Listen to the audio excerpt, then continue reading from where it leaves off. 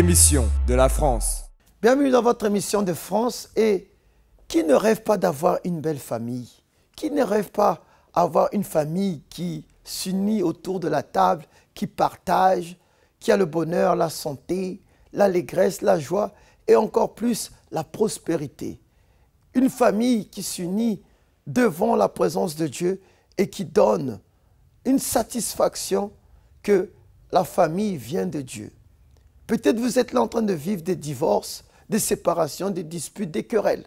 Alors le centre d'accueil vous invite à participer aux réunions que nous avons tous les jeudis en faveur de la famille et à 20 h dans quelques centres d'accueil ici au siège national et dans quelques centres d'accueil dans d'autres régions qui font cette émission pour qu'on appelle la thérapie de l'amour.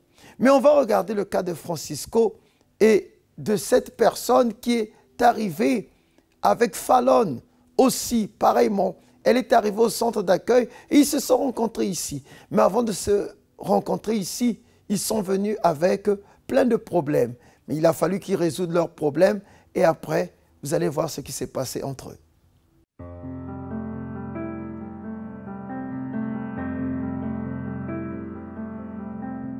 Bonjour monsieur, comment vous appelez? Je m'appelle Francisco. Et vous madame? Fallon. Comment était votre vie avant que vous soyez ici au centre d'accueil universel? Alors moi, ma vie avant de venir au centre d'accueil universel, j'avais une vie vraiment instable. Déjà, je vivais chez mes parents. J'avais une vie professionnelle non définie, c'est-à-dire j'avais des petits boulots en petits boulots.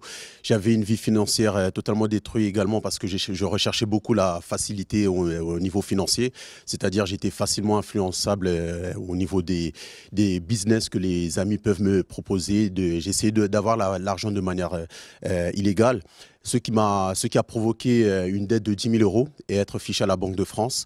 Et donc d'avoir vraiment une vie détruite, je vivais une vie de débauche également, donc une vie vraiment instable. Et qu'est-ce que vous avez fait pour vaincre tous ces problèmes que vous aviez auparavant d'arriver à l'église?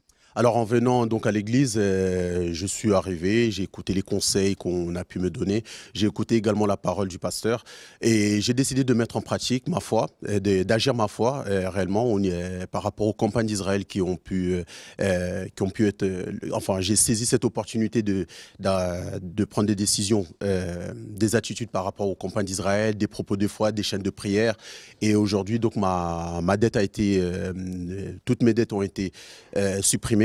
Aujourd'hui, j'ai une vie professionnelle stable. Je travaille dans les finances, en CDI, et j'ai une transformation de vie complète. Et vous? Alors avant d'arriver en fait à l'église, moi j'étais une personne totalement triste.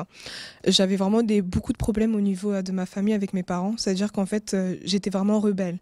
C'est-à-dire parce que j'avais un petit frère qui était handicapé et pour moi en fait il le faisait exprès, que le fait de voir mes parents souffrir, pour moi en fait cet enfant-là il le faisait exprès. Du coup, en fait, je déversais toute ma colère en fait sur mon petit frère. Du coup, j'étais très violente avec lui.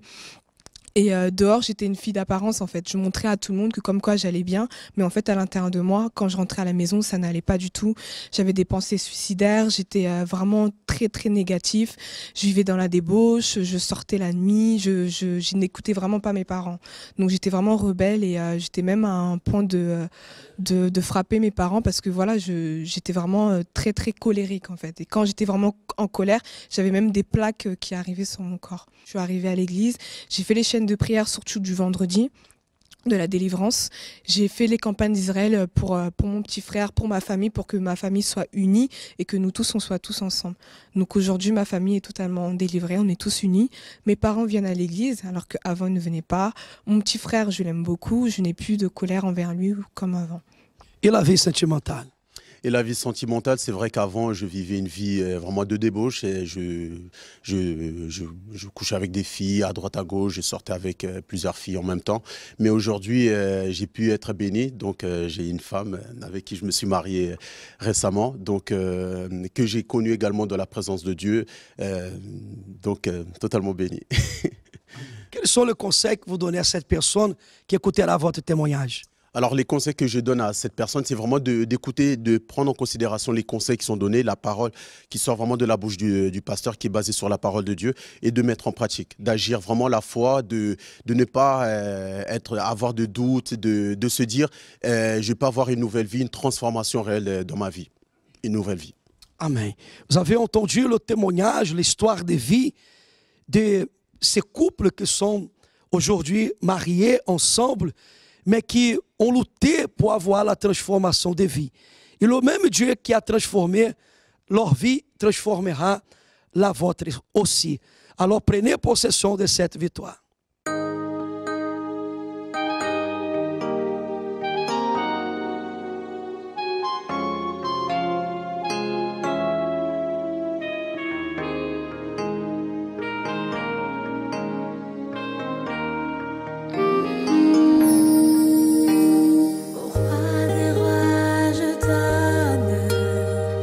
Tout ce que je suis, une louange reconnaissante.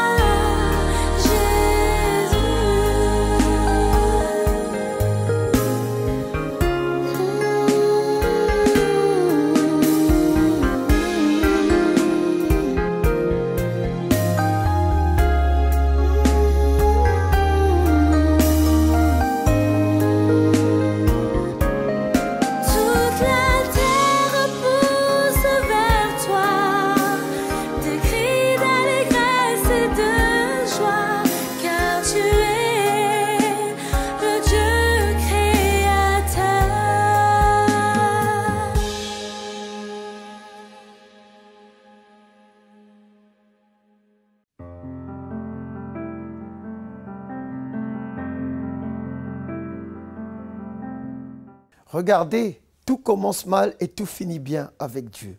Surtout quand on met notre confiance. Et vous savez que la prière familiale, la prière de la vie sentimentale, c'est l'une des prières qui est très difficile à maintenir. Pourquoi? Parce qu'il y a un choix qui se pose, excusez-moi, un choix à faire. Mais comment faire le bon choix? Comment choisir une bonne personne? Comment prier pour une personne que nous voulons son changement, mais que Dieu ne force pas les choses? Ça maintenant, c'est ce qu'on appelle la foi. La foi de la personne quand elle prie. Regardez dans le cas de Francisco et Fallon, ils se sont rencontrés au centre d'accueil, mais ils ont eu des problèmes, des situations, chacun de leur côté. Et aujourd'hui, ils sont heureux. Ils ont participé aux campagnes, ils ont participé aux chaînes de prière. Et là, on va regarder un autre couple qui a participé à la thérapie de l'amour et que leurs vies ont été transformées, leurs vies ont été changées. C'est pour ça que je vous invite à appeler le 01 53 35 85 11. Je répète encore le 01 53 35 85 11. Et là, vous aurez une personne qui va vous orienter, vous conseiller et même vous montrer le centre d'accueil le plus proche de chez vous. Mais on va regarder ce témoignage, le témoignage d'Eliane et de Andrade. Ce couple qui témoigne, ils ont eu leur foi, leurs difficultés, mais aujourd'hui, ils ont, je peux dire, discipliné leurs attitudes et leurs attitudes a produit la foi qu'il fallait pour être bénis.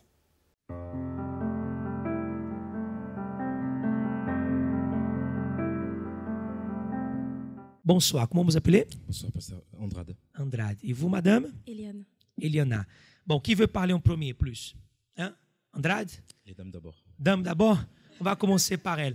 Madame Eliane, comment était la vie sentimentale avant? La vie sentimentale, en fait, je ne me préoccupais pas. 8 ans plus jeune, je n'avais pas la vie sentimentale en tête. Mais j'avais fait un vœu avec Dieu que je n'allais pas regarder, je n'allais pas être anxieuse, mais que c'est lui qui allait placer la personne au bon moment pour moi.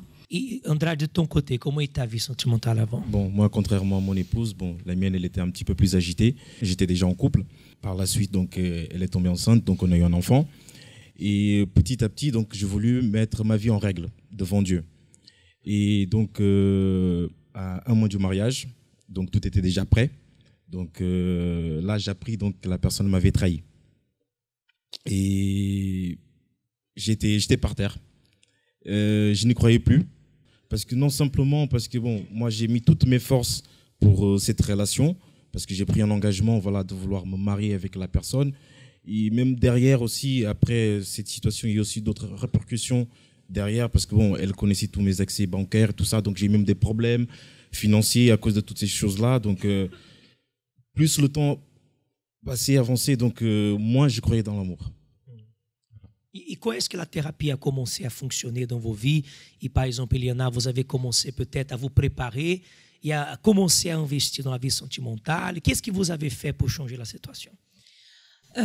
Pour ma part, à partir du fait que, dès que j'avais fait le vœu avec Dieu, j'avais commencé à m'investir plus du côté spirituel, parce qu'on m'a toujours enseigné que la vie spirituelle passait avant et juste après c'est la vie sentimentale. Donc en me donnant à Dieu, j'étais aussi en train de me préparer moi pour être plus vigilante et plus sage aussi dans mes choix futurs. Et donc lui et moi, ça s'est fait de manière naturelle. Il faut savoir que pour moi, c'était vraiment la première fois de toute ma vie que j'apprenais à connaître une fille. Parce qu'avant, ça s'est passé comme voilà, la plupart des jeunes aujourd'hui. D'abord, on fait ce qu'on a à faire, après, on fait connaissance. Si ça marche, tant mieux. Si ça ne marche pas, tant pis. Et avec elle, c'était vraiment différent. Et elle était déjà décidée à avoir un seul homme, définitif, boum, ça marche. Elle ne voulait pas passer par une déception. Tout à fait. Alors que pour moi, c'était plutôt un test. Une fois de plus, je me disais, bon, on va voir si ça marche. Amen, grâce à Dieu. Mais si ça ne marche pas, au moins j'ai essayé. Et au fur et à mesure, lorsqu'on faisait connaissance, c'est là que j'ai appris à connaître la personne. J'ai commencé aussi à apprendre d'autres choses spirituellement parlant. Et c'est là que, parce que comme dans le monde, j'ai fréquenté beaucoup de filles, j'avais l'impression que je connaissais déjà la femme, alors que je me trompais. Et lorsque je faisais connaissance d'Eliane, c'est là que j'ai appris vraiment à connaître une femme. comment être avec une femme. Et c'est là qu'après, voilà, je réussis à ouvrir mon cœur, donc pouvoir participer par la suite à la thérapie de l'amour pour apprendre encore plus. Vous avez fréquenté ensemble la thérapie de l'amour? Oui, oui.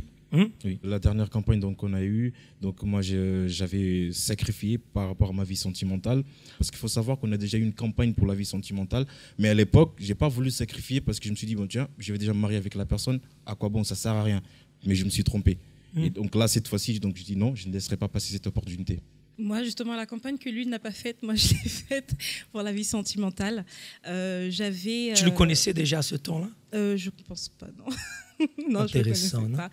Et moi, j'avais fait parce que la campagne m'avait paru très importante, justement parce que dans cet objectif-là, de ne pas être déçu sentimentalement, de ne pas être trompé, je me suis investie en fait. J'ai sacrifié. À l'époque, j'étais étudiante, donc toute somme qui passait entre mes mains, j'avais déposé sur l'autel.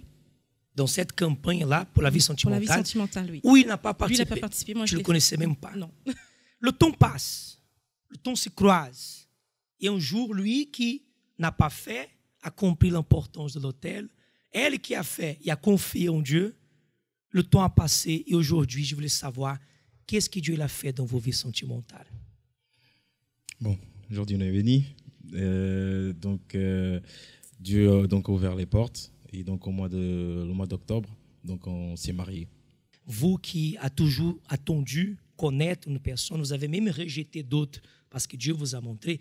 Il y a beaucoup de femmes célibataires qui parfois sont pressées. J'aimerais que vous donniez un conseil à ces femmes. Moi, le secret que j'ai donné, c'est qu'à partir du moment qu'on tourne nos yeux vers l'autel et qu'on se confie vraiment en Dieu. Alors, la vie sentimentale, forcément, on va y penser, mais pas de manière anxieuse. On va se préparer nous, et à travers de notre relation avec Dieu, ça serait une conséquence. Ça sera une conséquence parce que pour nous, moi, c'est arrivé au moment où je m'y attendais le moins. Sincèrement, j'étais en train de penser à mes études, à mes projets d'avenir. Et quand c'est arrivé, je m'y attendais le moins. Donc le secret, c'est vraiment tourner son regard vers l'autel et sacrifier. Et confier. Et confier en Dieu. Andrade, de ton côté, tu représentes ceux qui ont déjà souffert, qui a été déjà trahi, abandonné, divorcé, qui a souffert sentimentalement, a été mis de côté. Et qu'est-ce que tu dis à ces personnes? Par rapport à toutes ces situations, personnellement, donc le meilleur endroit pour pouvoir obtenir donc la guérison, c'est vraiment ici à la thérapie, en appliquant tous les conseils qu'on reçoit ici. Et comme elle a dit mon épouse, l'autel. C'est là qui vient toute notre force et la victoire. Vous êtes sûr que votre mariage, votre bénédiction est venue de l'autel aujourd'hui? Oui, oui, oui. Oui. Amen. Nous sommes heureux pour vous. Félicitations. Dieu vous bénisse. Le moment arrive où la vie vous donne son plus grand cadeau. Elle vous fait connaître le chemin de l'amour. Rencontrez votre moitié, votre partenaire, votre fidèle compagne ou compagnon. Dans le mariage, tout ne se passe pas toujours comme on s'y attend, pour divers motifs ou le fait d'être surpris par beaucoup de pierres sur le chemin du bonheur. La vérité est qu'il ne suffit pas d'avoir des sentiments. Un mariage implique l'union, la confiance et par-dessus tout la compréhension des deux parties.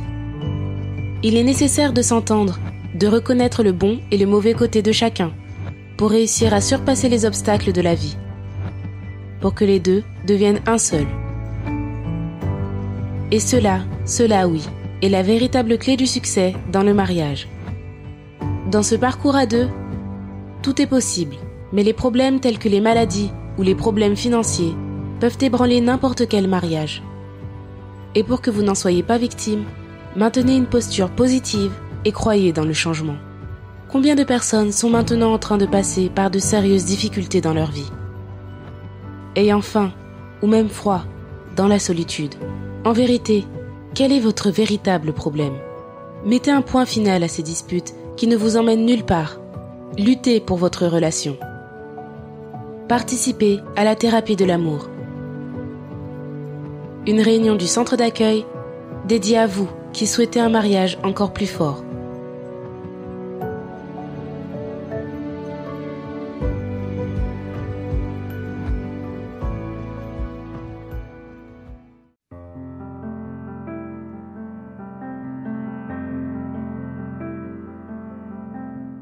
Tous les jeudis à 20h, nous avons la thérapie de l'amour ici à notre siège national, au 254 rue du Faubourg Saint-Martin, Paris 10e. Vous pouvez y accéder par le métro 2, 5 et 7 et descendre à Stalingrad, ou le métro 7 et descendre à Lublin. 5 minutes de marche, vous y êtes. Et c'est pour ça que j'en profite. Peut-être vous êtes là et vous vous dites, mais comment leur mariage subsiste? Comment ils ont pu se rencontrer? Comme Eliane, qui avait fixé un objectif et qui avait fait un vœu avec Dieu, que je veux attendre jusqu'à ce que je rencontre la bonne personne. Mais comment trouver la bonne personne? Comment savoir que quand je veux m'engager, je veux aller jusqu'à la fin? Ça, c'est pour vous dire, venez dans la thérapie de l'amour. Là, vous allez le découvrir. C'est à vous de faire votre part. Au 01 53 35 85 11, là, vous allez obtenir une direction, une orientation, comment venir ici, ou quel centre d'accueil fait la thérapie de l'amour dans les heures qui sont adéquates à l'église. Mais nous allons encore regarder une personne qui s'appelle Hélène, une jeune fille qui a vécu vraiment une enfance très difficile et qui a vécu des difficultés. Comment une telle personne peut s'en sortir? Le seul chemin s'appelle la foi et la seule corde s'appelle Dieu.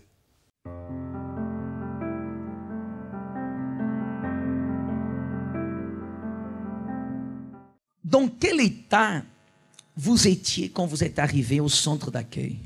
Quand je suis arrivée, j'avais plus d'espoir pour vivre. J'étais au plus mal, en fait. J'étais vraiment détruite, en fait. Ma vie, elle était détruite. Ma famille, ma vie sentimentale, tout. Tout ça, ça a commencé parce que quand j'étais petite, déjà, j'ai grandi sans avoir trop mes parents à mes côtés. J'ai été élevée par les femmes de ménage au pays.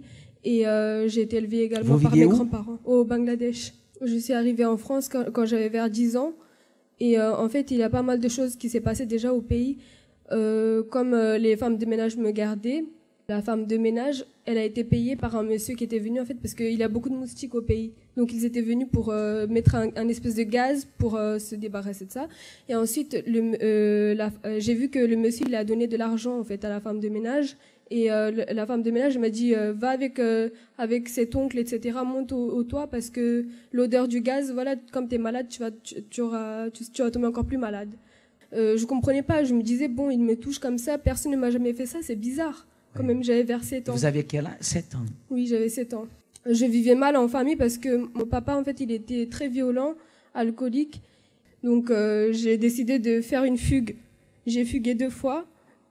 Et à la 3e, en fait, j'ai été convoquée à la police et j'ai dit à ma mère, de toute manière, ça sert à rien que tu me cherches parce que je vais refuguer encore. Je supporte plus cette situation. Je me coupais les veines, je souffrais beaucoup. J'avais fugué en fait chez mon premier ex-copain, on va dire. Et j'ai été entraînée par lui aussi. Voilà, je suis tombée dans les vices. À un moment, je m'en souviens, j'étais complètement hors de moi. En fait, j'avais trop fumé, j'étais hors de moi. Je m'étais fait violer par 5 garçons et ils m'ont filmé en fait. Et j'ai croisé une fille, elle m'a invitée et j'ai accepté de venir. Et vous avez fait des chaînes de prière? Oui, j'ai fait des chaînes de délivrance. J'ai fait la campagne d'Israël parce que je voulais une vie transformée. Qui est aujourd'hui Hélène? Alors aujourd'hui, je suis complètement transformée. J'ai la paix à l'intérieur de moi. Voilà, tous les vices que j'avais avant, tout est parti. Maintenant, aujourd'hui, je me valorise en tant que femme. Vous voulez vivre ou mourir? Non, je vais vivre, oui. Et la marijuana? Non, ça m'intéresse pas du plus. tout? Non. Comment vous vous sentez aujourd'hui? Je suis bien à l'intérieur de moi, en paix. Même ma famille, ils voyaient la différence. Mon papa, je l'ai pardonné parce que j'ai eu beaucoup du mal aussi à le pardonner. Franchement, j'ai eu beaucoup du mal. On me disait oui, il faut pardonner. Moi, je disais, voilà, je Et vous l'avez pardonné? Oui, voilà, je l'ai pardonné. Comment vous vous sentez? Après l'avoir pardonné, vraiment, ça m'a fait du bien. Ça m'a libéré de quelque chose, j'ai l'impression. Ça m'a retiré un poids. Qui a fait ça dans votre vie? C'est le Seigneur Jésus. Amen. Dieu vous bénisse. Félicitations. Merci beaucoup.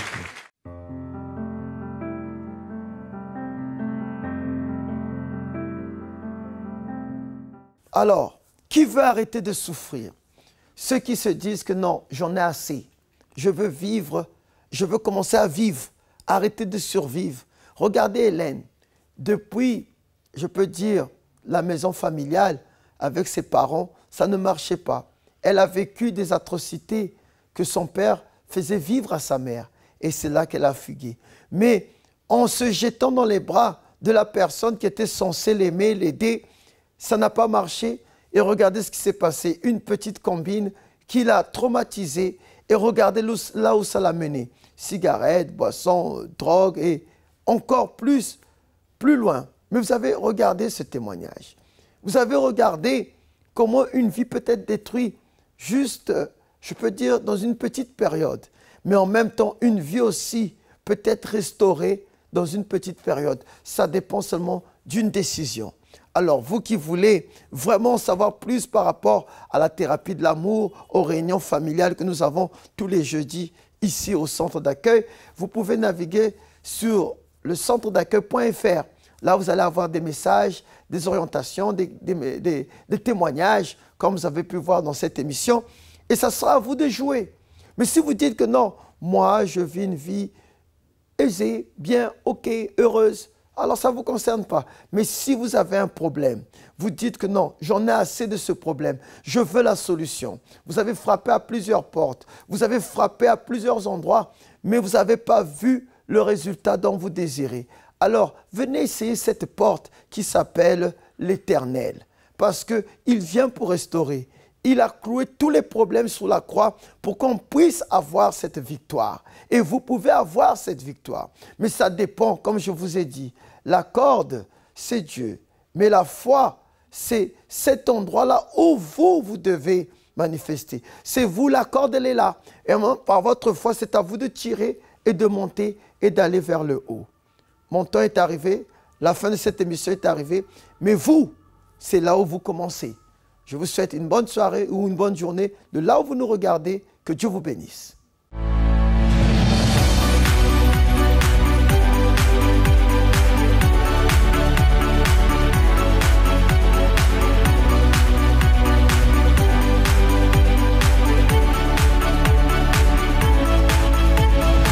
Émission de la France.